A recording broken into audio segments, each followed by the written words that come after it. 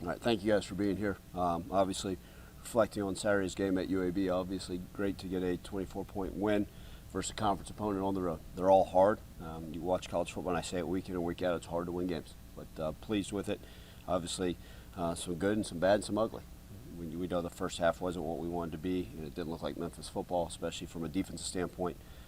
We certainly showed that we're capable of tackling in the second half and getting those takeaways made all the difference. Just pleased to find a way to win and go 1-0. Obviously now our focus turns to a great North Texas team. We know what they're capable of. We saw on the bus ride home, actually, we were able to watch the game versus Tulane, a 28-all game, deep into the fourth quarter. North Texas has one of the top 15 offenses in the entire country. Eric Morris, their young head coach, has done a phenomenal job. He's been a head coach at the FCS level and won a lot of football games. He's the OC at Washington State, and now he's got the North Texas offense humming. Their offensive line coach, John Cooper, actually played for me for the Vikings, so I'm sure he's going to be digging up some of that old film and terminology as we have the chance to go against them. And then you look at what they do defensively. They provide a different structure, and we know anytime you go into a defense that you haven't faced anything similar to it all season, it's going to create some angst and issues. One of their defensive ends, number 44, is probably the best defensive end we've seen on film so far this year. So we got to go back to work, and our focus is strictly on heading down to Denton and finding a way to go 1-0 this week, but improving this week in practice and our preparation. Excited to get going. Well, I know you didn't like the way the defense started, but did you take solace in the fact that the offense was able to hit the ground running right off the bat? Talk about fast starts. I can't promise you how it's going to look, right? It's going to be defense, offense, special teams. So obviously, like any head coach, I was talking with Scott on the way down. There's 128 Division I football teams. Every single head coach wants consistency, right? Some sort of, ebbs and flows and just showing improvement and be able to play solid football for 4 quarters. And obviously, we have yet to be able to put that together, but yeah, the offense was able to get out to a fast start, and we played clean on special teams. And then in the second half, the defense woke up and played a dominant second half. So, yeah, you find comfort in saying, okay, we can at least cover each other. We've got great faith in all phases. Just want to be able to put it together now for 4 quarters. And you got a couple of your tight ends got some touchdowns. Just how big was that to see that position after the game that they had? Yeah, look, I think when we talk about what we're able to do offensively, and I think it's just finding multiple targets throughout the season that are capable, right? Some people said early in the season, wow, they're not using the tight ends as much as they had. It used to be a huge part of this offense, right? We even talked about it last month. Hey, and then, hey, different receivers find the ball. Now a variety of different running backs. And I think, that's part of the way this offense is. There's going to be some games where guys have 6 catches, and the next game they have none. And, well, did they not feature in the game plan? A lot of it's what the defense gives you. A lot of is it an RPO read? Is it based off of how they adjusted the front, the coverages? But the tight ends obviously had a big game, and they've been doing a great job all season. It just happened to, hey, when their numbers called and what the defense gave us, it showed up in a big way for us on Saturday. Are you equal parts happy with 49 total yards in the second half allowed, as I'm sure you were angry with 331 allowed in the first half? I'll say this, very pleased with the second half. If you talk to any head football coach, the happiness never outweighs the anger, the frustration. I think most of us have gotten to this point in our careers where, especially if you've done it long enough, where you enjoy the wins, but man, you hate the losses more than you enjoy the wins. That's part of it where we're at. But yes, quite pleased. Obviously, I thought it truly was a dominant second half by the defense. There's no other adjectives, adverbs, words we can say other than a fantastic job by the defense. Obviously, the takeaways and finding a way. And then the first half, you go back and people say, well, what happened, Ryan? Why did you give up so many yards? Was it a game plan? Was it first and foremost, it was, I think, 18 missed tackles in the first half. I mean, that's outrageous. And you can't, it doesn't matter who you're playing. Just so many things that could have gone wrong did go wrong for us defensively, starting with the missed tackles. And then secondly, you prepare for one quarterback. You look out there pregame, kind of like I mentioned in the postgame press conference, and he's warming up. So, okay, that's the quarterback we're facing. You don't ever assume anything else. There was nothing in the news articles that other people read. There's nothing on social media, nothing that would have said, hey, this young man's not playing. So you always prepare for the start, and you always study the backup, where he came from, maybe if he hadn't played much as high school film, get a feel for him. That's just what every good defensive staff does. Very rarely do you start looking at the third, the fourth, and so on. And All of a sudden now, the guy that was warming up with the first team is not even playing. He's in street clothes right before kickoff. Okay, yeah, but that was much to our surprise. And then you go out there, and now you're facing different quarterbacks, and each quarterback had a unique thing that they were pretty darn good at. And I think that was part of our challenge was, okay, this guy's in. Oh, wait, he's a running quarterback. Well, we hadn't prepared for a quarterback counter run game. And you can say, shame on you, you should have. But, I mean, we say it all the time. Like, you can chase ghosts, but there's only so many hours in a week, and you're dealing with 18 to 23-year-olds that are student athletes. And then you get another quarterback, oh, whoa, he's got a strong arm. They're going to take shots and throw the deep passes. Okay, write that down. Okay, and then, oh, wait, here's another quarterback. What? Oh, here's his strengths. Okay, right there. Then at halftime, all right, here's the map of the quarterbacks. We have a feeling, okay, now we can go play our ball. And I think part of that is, sometimes at least the hesitation. How do we attack this? What do we do? And it accumulated in a very, very poor first half. Caught our breath, and obviously the second half is exactly what we want Memphis football to look like. Would you like more on the missed tackles, Coach? Second time, Navy and this one, where you did a total 180. Is that technique, schematic, energy?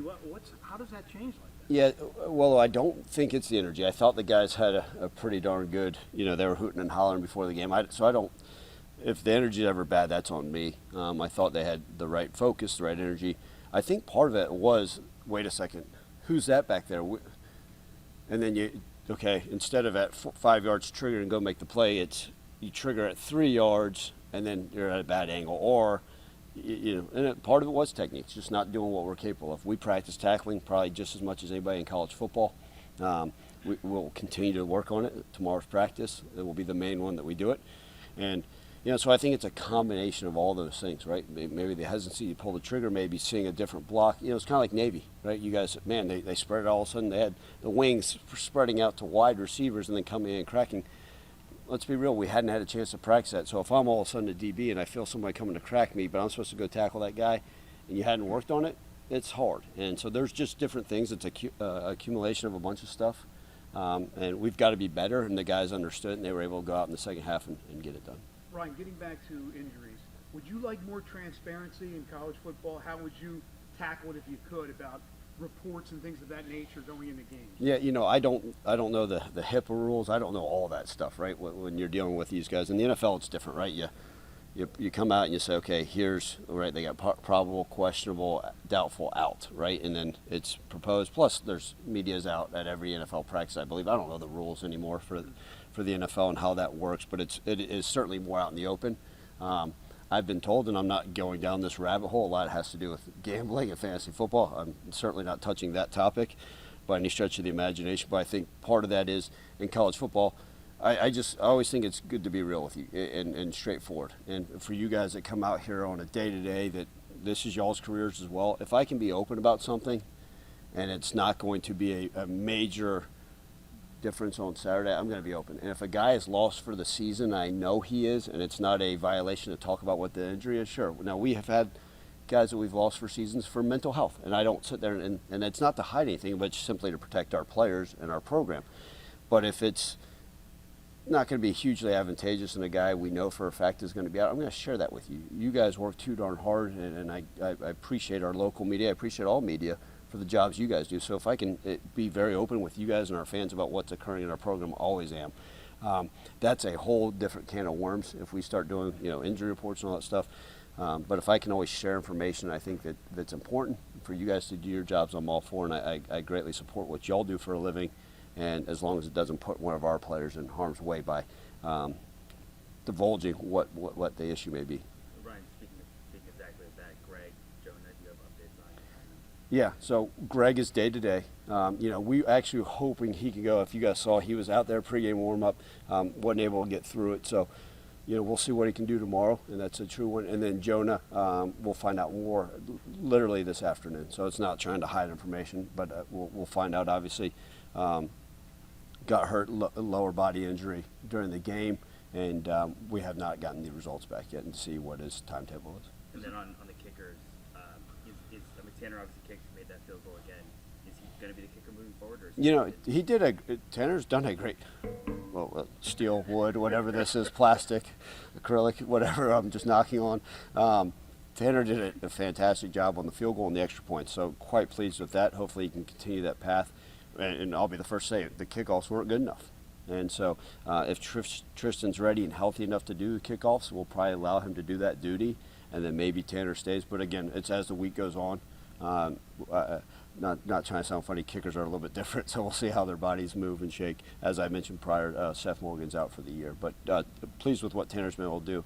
And he's capable of doing the kickoffs, we've seen for sure, but not our best effort for them on Saturday, but done a tremendous job with field goals and PATs. This might be more a question for Seth himself, but obviously this is a homecoming game for him. Do you get the sense that it takes on any extra meaning, any special things with him? Not one bit. It's going to play, maybe there'll be a little bit more blue in the stands as well, again, just like there was in Birmingham. But like for him to go back, he'll be excited. I'm sure his family will be at a high school game that Friday night, so he won't even probably see him at the Theme Hotel. He'll be able to give him a hug and kiss at the bus before head back to the airport. So for him, I think it's just another football game, as it should be. This is the most important game of the season for him and for everybody in our program because it's the next one. But that's what you love about the young man. He's just so dialed in. Hey, this is what I got to do. This is what I got to handle. I hate to say this, but great credit to North Texas and what they're capable of. But every week, no matter who we're playing, it's a faceless opponent. We obviously understand who they are, personnel, but where we're going and how we attack it, it doesn't matter. Just wanted to ask on Seth, obviously this is a big game for brothers, as we just talked about. Going back to when you were recruiting him and knowing that he's the son of a coach, what was that like in that relationship kind of developing throughout the time that he's been here? Yeah, I think you love guys that come from football families because that's what they're born and bred into. Sometimes you hear about these coaches' sons that are fast rises in the profession, and you hear about these players that are coaches' sons as well, and they love ball. They've been around it, and especially at the quarterback position, because you always look in the recruiting process. One of the first things you look for is, do they love the game? Because we ask quite a bit of our guys in college football these days, and it's a lot of requirement. You got to study it. You got to be passionate about it. You got to work, especially at the quarterback position. So sitting here saying, okay, his dad is a successful high school coach in Texas, and the kid's a winner, that started checking a lot of the boxes. And then so, obviously it was during the COVID time, so it wasn't like we had a massive communication other than Zooms and FaceTimes during those times. But it was the relationship with the Hennigan family has grown over the years. Dave and Laura, Seth's parents are phenomenal. They're supportive. And I think whether he started as a true freshman or not, they would have been right there in his corner and our program's corner. And the son of a football coach, and obviously his mom's also a teacher, I think it just speaks volumes for his growth and development. And one of the reasons why he's able to play so early here is because of what he's experienced throughout his childhood. What about that second half, especially defensively, do you take and encourages you going into against the North Texas offense that's obviously been prolific? Yeah, I think we learned to tackle in the second half. No, I think part of that is you can sit there and say, okay, was there some one for the Gipper speech that changed him? Was there huge schematic changes? Not really. Not really. Credit to the guys, the players that just said, okay, this is what we're going to have to do and this is how we're going to have to do it. We drew some stuff up and we talked through some things, and maybe there's some choice words that were said that maybe light a little bit more of a fire. But the reality of it, the players just went out there and executed. And you guys have heard me talk about it all throughout the season, is doing the execution of the job. And what it did is gives you a little bit, okay, we are so capable. Right, because that UAB offense, regardless of who was at quarterback, had done some good things throughout the season. So it gets you back saying, okay, we're still capable of playing great Memphis defense. And we'd seen flashes of that right throughout the season. Early in the year, we're talking about, man, the defense had done such a phenomenal job. And it's just like with anything, where's the consistency? So we're going to need them. We're going to need, all 11 hats on defense, regardless of the position, to come to play Saturday, because the North Texas offense is very, very explosive. They're potent. I think their quarterback, it's been multiple games since he's thrown an interception. With what they do, their air raid, this will be the fastest tempo we've seen. So we're going to have to find ways to prepare for that. It's, because offensively we are not necessarily up tempo. So all of a sudden you play a team that's hitting and getting it. This will be the fastest team we've seen. How do you prep for that? So we're going to have our hands full in all three phases, but our defense knows they're going to have to step up and hopefully continue what they were able to do in the second half in Birmingham. Along those lines, Coach, you talked last week about the completion rate, and they scored 31 a game. Now you got another potent offense. In this league, do you feel pressure that you really have to score?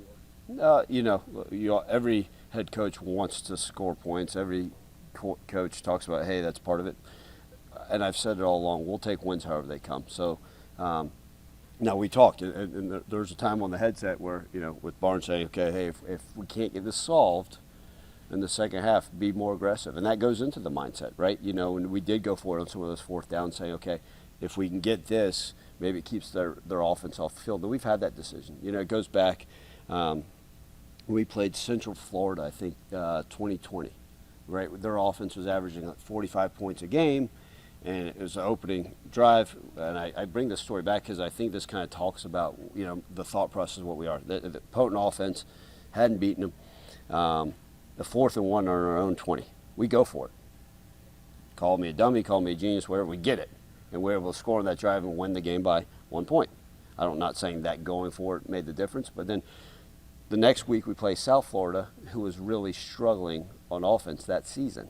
Well, same exact deal, punt it away. Well, what was the change? It's how you feel and have confidence. So I think we're going to go into every game saying, okay, are we able to get a stop? Are we able to do that?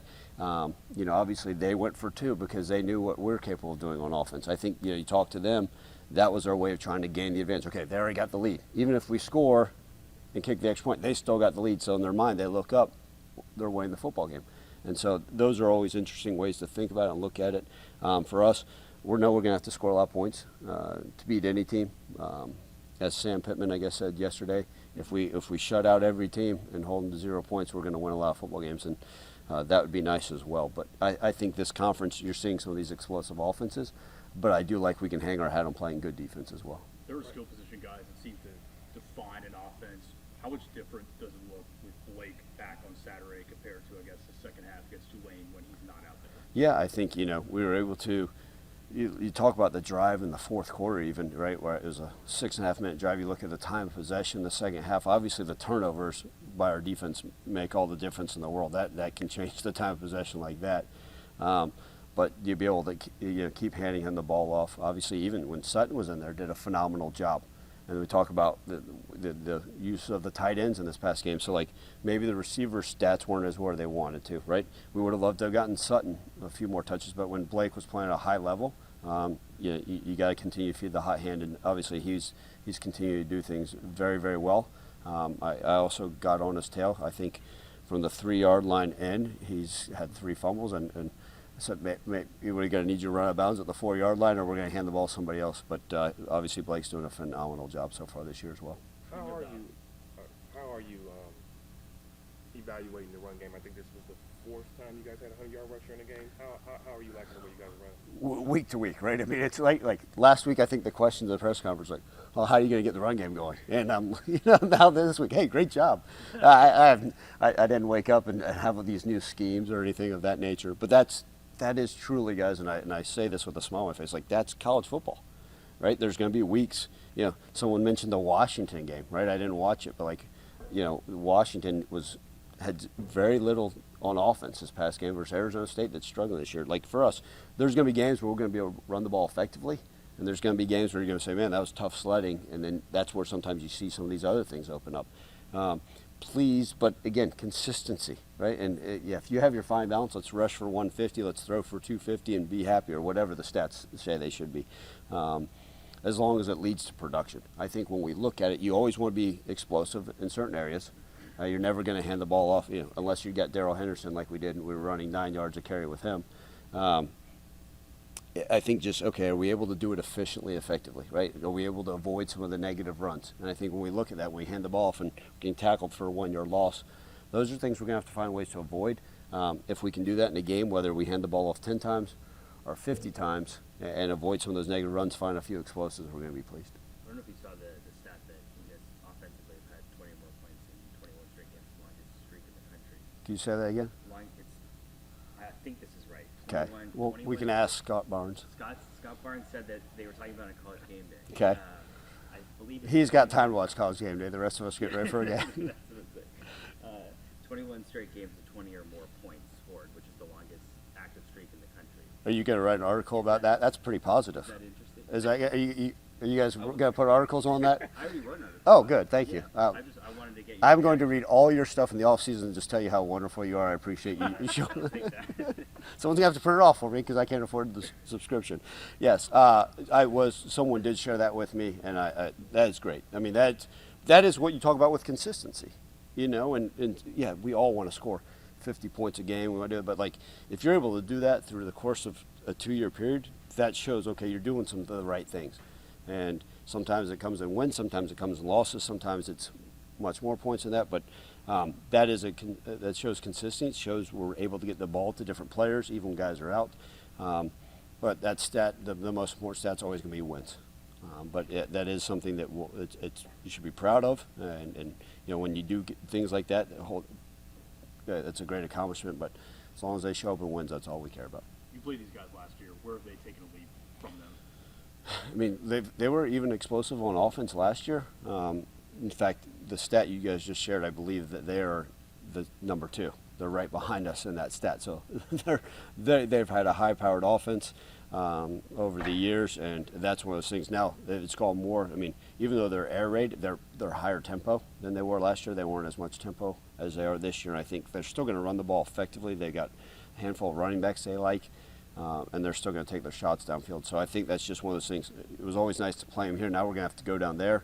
And that's going to be a challenge. We're going down to Daryl Dickey Field. Obviously, Daryl Dickey, the 3-time different coach at Memphis. So the history of seeing his name on the field, all those things. But North Texas doing a tremendous job. I mean, you look again, 28 all down to the wire at Tulane. We're going to have our hands full on Saturday, and we're looking forward to it. How many snaps they average a game? You know? I don't have that stat right off the top of my head. I don't. I'm sorry. Thanks, guys. Appreciate y'all.